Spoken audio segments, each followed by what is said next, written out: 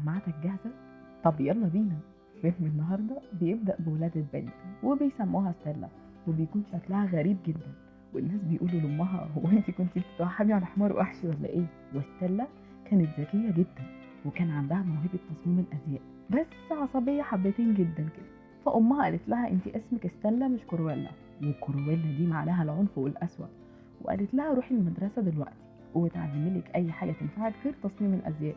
وفعلا بتروح المدرسة، وأمها قالت لها خليكي هادية وودودة وبلاش العصبية لا يطقلك عرق ولا حاجة. وبتحاول تتعرف على ولدين، لكنهم بيتنمروا عليها وقالوا لها هو انتي طالعة من لعبة شطرنج ولا ايه؟ فطلعت شخصية كرويلا اللي جواها وسوت وشهم بالأسفل. وتاني يوم رموها في صندوق الزبالة، لكنها بتلاقي كلب بلدي وبتقول له من النهاردة انت هتبقى صاحبي عشان انا ما عنديش صحاب. وبتاخده تربيه، وبسبب المشاكل الكتير اللي بتعملها كل يوم المدير بيقول لها شوفي لك مدرسة تانية. فأمها بتاخدها وتسافر لندن عشان تكمل دراستها هناك، بس بتقول لستيلا إن هي هتعدي على واحدة تعرفها عشان تاخد منها فلوس، وبتديها السلسلة دي وبتقول لها خليها معاكي وإن ده ورث العيلة. وبيوصلوا القصر، وأمها لبستها طاقية عشان محدش ياخد باله منها، وقالت لها ما تنزلش من العربية. لكن كرويلا ما سمعتش كلامها ونزلت ودخلت القصر، وكانت منبهرة جدا بالمنظر اللي شافته هناك. لكن فجأة الكلب بتاعها بيجري وبتطلع تجري وراه، وبتتفاجئ إن في كلاب بتجري وراهم، لكنها بتهرب منهم على آخر لحظة وبتطلع تجري بره. كلاب بتفضل جارية وراها، وبتكون أمها واقفة بتتكلم مع ست.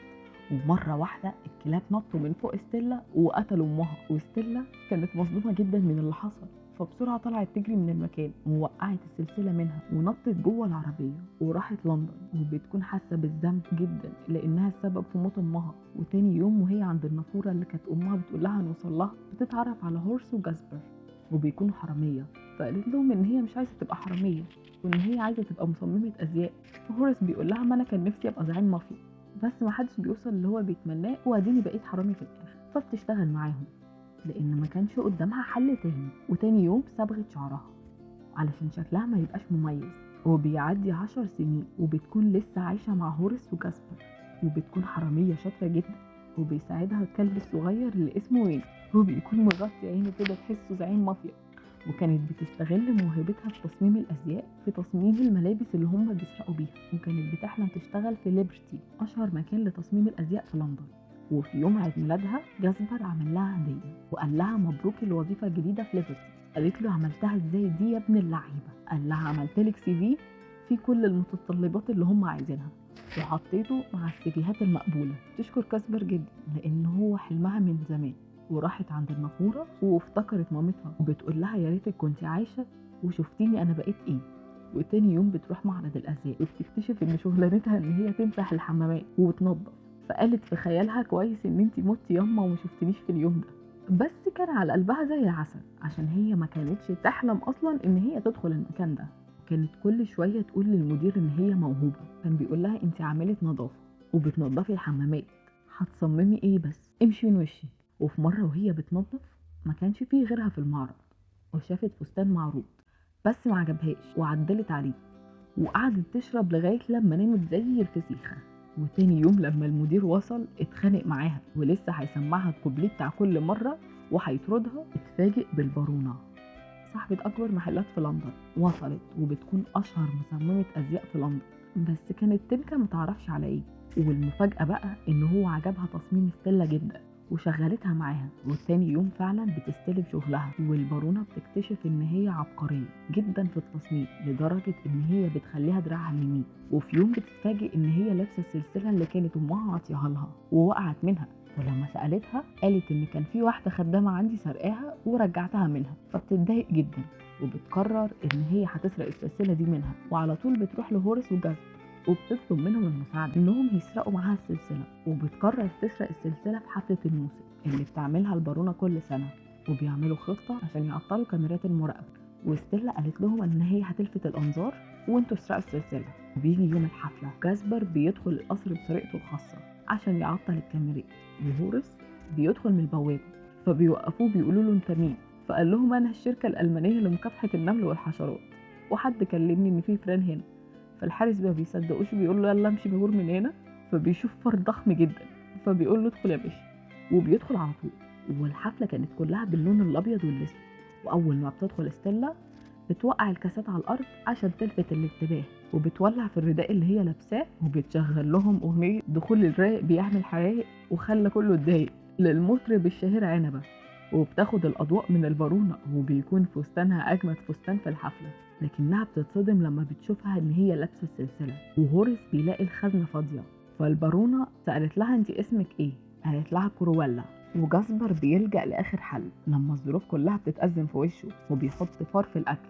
وأول لما بتعم الفوضى بتسرق منها السلسلة وبتحدفها للكلب، لكن هي بتلاحظ حاجة بتخليها تتصدم. لما بتشوف البارونة بتصفر بصفارة وبتشاور للكلاب بتوعها يهجموا على الشخص، وبتفتكر يوم موت أمها. تعرف إن البارونة هي اللي قتلت أمها، وإن هي ما كانش ليها ذنب في موت أمها، وواحد من الكلاب خد السلسلة وبلعها. وبتقدر ستيلا تهرب من الحفلة، وضميرها ما بقاش يأنبها لأن هي مش السبب في موت أمها، لكن هي بتقرر تنتقم من البارونة. وبتعمل خطة عشان تخطف الكلاب، تشوف مين فيهم اللي بلع السلسلة. وجاسبر قال لها سيبيها عليا دي يا معلمة. وبتروح للصحفية أنيتا اللي هي كانت صاحبتها معاها في المدرسة قبل ما تترفد، وقالت لها أنا عايزاكي تصوريني وتنزلي الصور في أي حفلة أروحها. وفي الجانب الآخر بيروحوا للكلاب في الصالون وهم بياخدوا شاور، وبيبعتوا وينكي يستفزهم، وبيجروا وراه وبيقدروا يحبسوهم. ونرجع لكرويلا اللي بتروح لصاحبها أو صاحبتها بصراحة مش عارفين، وقالت له هحتاجك في كام مصلحة كده. وبدأت ستيلا تلحق البارونة في كل حفلاتها، وفي كل مرة بتخطف منها الأضواء بطريقة مختلفة وبتلبس باروكة، وكل مرة بتعلي على البارونة جامد.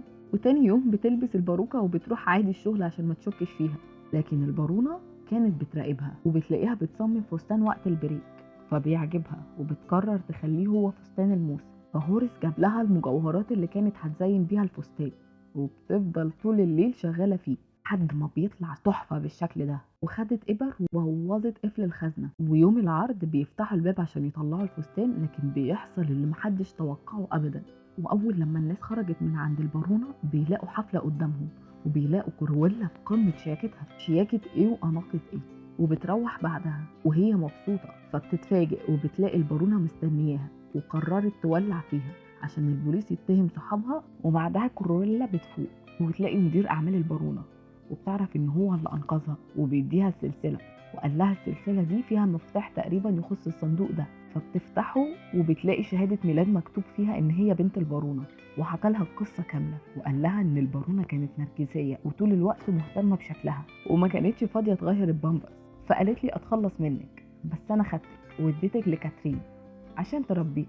وفي الناحية التانية بيكون جاسبر وهوريس بيكونوا زعلانين عليها وافتكروا إن هي ماتت خلاص، لكن بتدخل بعربية كبيرة وبتعمل دقة، وبيدخل لهم وينج الكلب بتاع المافيا ويديهم حاجة، وبيديهم حاجة يفتحوا بيها الباب. وستيلا بتكون مجهزة خطة عبقرية استعانت باللي هو أو هي مش عارفين لسه، وصمموا لبس الكل اللي رايحين الحفلة نفس الستايل كرويلا عشان البارونة معرفهاش بسهولة. وبلغت الشرطة إن في جريمة قتل هتحصل النهاردة في القصر، وده عشان يراقبوا الحفلة.